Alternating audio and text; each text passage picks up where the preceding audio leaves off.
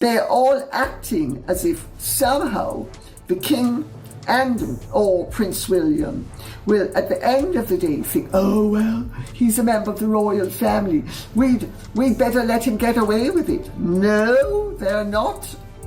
They are not expecting him to get away with it. Prince Harry is in full-blown panic mode right now because Prince William has quietly, ruthlessly, and without a single public word slammed shut the very last door that could have brought him back to King Charles, and the real reason it happened is darker and more personal than anyone in the palace is admitting. That's like what's actually out in the world because of people creating hate. It's not just a tabloid, it's not just some story. You are making me scared. What a bad man. William didn't make a speech, he didn't pick up the phone, he simply stopped. And the moment he did, Harry lost his father, his future, and every chance of coming back. What pushed William to finally act isn't what anyone is reporting, and it changes everything. For years, people read William's silence as weakness. He never fired back, never gave interviews, never answered a single allegation thrown at the royal family from that mansion in California. But that silence was never weakness. It was a man watching his brother carefully, waiting for the moment to stop catching him when he fell. That moment has arrived. King Charles, by every account, still wants some version of peace with his youngest son. He's a father before he's a king, and fathers don't switch that off easily. But every time a window of reconciliation opened quietly, carefully, it closed again. And sources inside the palace say the hand pushing those windows shut belongs to William. And then that's all leaked. Meghan and Harry didn't do all that leaking. Let's remember that.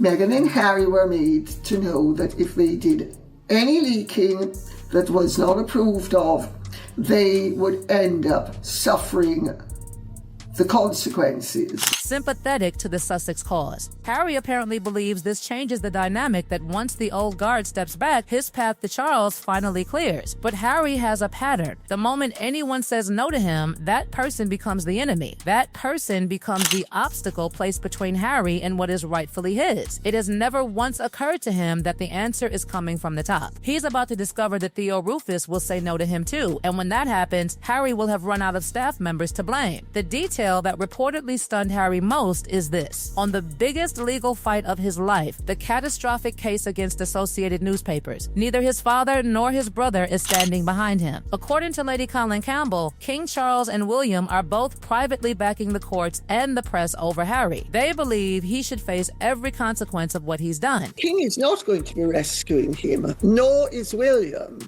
So where's he going to get the money from? He and Meghan have been on diminishing returns. Harry looked across the room for family support. His father and his brother were already on the other side. Anyone who has watched someone they love destroy everything in their life and blame everyone else for it knows exactly what William has been living with. At some point, you stop catching them. You just stop. And that moment, quietly, without announcement, is exactly where things stand now. If the king bailed Harry out, he would be begging for trouble. He would be giving Meghan new daggers with which to stab them, new machine guns with which to shoot at them. He's not prepared to do it. Why would he do it? Doesn't make sense. On the other hand, if Harry goes bust, Harry goes bust. What finally broke William's patience wasn't a lawsuit. It wasn't a book. It was something that happened this summer at a place William considers sacred, and it crossed a line he had spent years carefully protecting. Harry and Meghan visited Althorp, the Spencer family estate where Diana rests. The world only found out because Meghan posted a photograph connected to the visit on her own Instagram. You two are insane and ghoulish. You two have no respect for Princess Diana's resting place, and also all of us who have to put up with your constant briefings about privacy. And then you post the most intimate photos that we have never seen of members of the royal family unless they've been taken by paparazzi. Like, no, we don't want to see Meghan's ass cheeks, okay? While she's watching her children in the water, please, the woman who left the royal family claiming she needed privacy used her mother-in-law's resting place as content. Now, layer in what's coming next year, the 30th anniversary of Diana's death. And just a quick word for you Lady C on the fact that Meghan and Harry did go to Althorp and we had no idea about it until Meghan invaded her own privacy and posted a photo on Instagram of the children visiting that grave/being on the property. Now, my speculation is that there is some sort of Netflix documentary in the works. It is the anniversary of Diana's death, 30 years next last year. You talk about the fact that they're penniless. Unfortunately, they will need to literally make money off Diana's death at this point to pay for their legal fees, and the unmistakable shape to anyone paying attention of a Netflix documentary being quietly assembled. Lady Colin Campbell said it plainly with Meghan. Everything circles back to money, power, and attention. She also pointed out something that should give everyone pause. They don't need a camera crew anymore. An iPhone is enough. We've seen what they shot of themselves on the so-called Freedom Flight, filming each other, playing it for drama, selling it to Netflix afterward. Everything's about money. Everything's about money and power and attention. And they don't need a huge camera crew. They only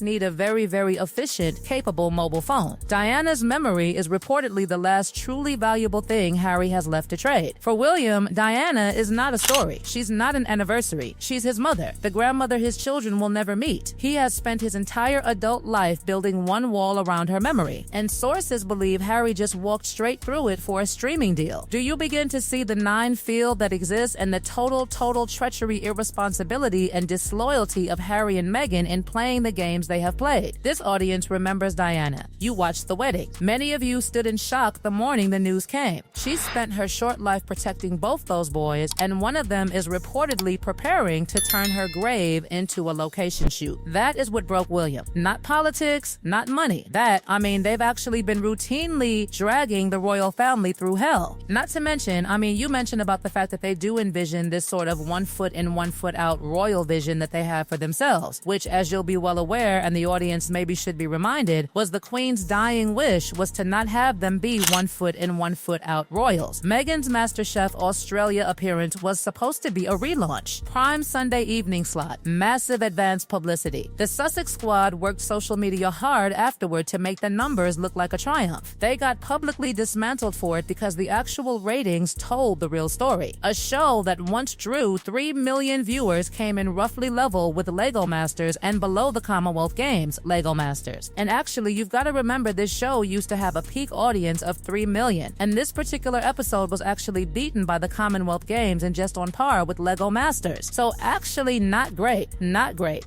Paula, I just think when you take all of this into consideration, actually MasterChef Australia did not work for Meghan. And did it work for Channel 10? Maybe. They didn't get the huge ratings, but I think they got the publicity, which is probably what they wanted. And the edit itself wasn't flattering. One commentator described the music accompanying her entrance as something from a villain scene. The producers, it seems, were not looking out for her. Then came the moment that revealed everything. Meghan, who has built her public identity on being a passionate cook and homemaker, was asked what her signature dish was. She couldn't name one, not one. The audience immediately remembered the famous roast chicken story, the meal she supposedly cooked that led Harry to propose. She never mentioned it. People are still asking why. Paula Froelich pointed to something else. I was just shocked she didn't say the roast chicken I made that convinced him to marry me. Remember the big story when they first started dating and she made him roast chicken and all that blah blah blah? Why didn't she just say that and just bring that out again? It's mildly insane. The one pot pasta Meghan presented on her own show closely mirrored a Martha Stewart recipe.